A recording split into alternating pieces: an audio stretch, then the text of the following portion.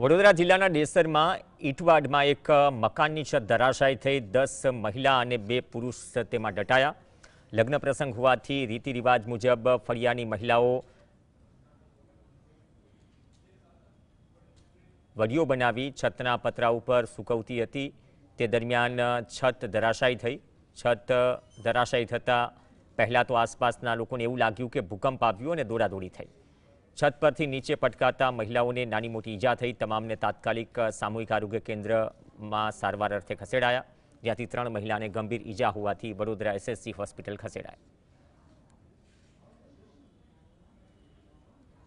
श्री प्रतापसिंह ने घेर एमना बाबानुं लग्न हतुं एटले वडियो मूकता हता माताजी बाबाना छे एटले तो शुं थयुं तुं? एटले वडियो मूकता पतरानुं अडारू पड़ी गयुं। એટલે ઉપર ચડેલા હતા? ઉપર હતા બધા। હા બરાબર। તો આ લગ્ન હતું એટલે એવી રીત રિવાજ હશે? હા રીત રિવાજ કેવા? વડિયો મૂકવાનું એવું।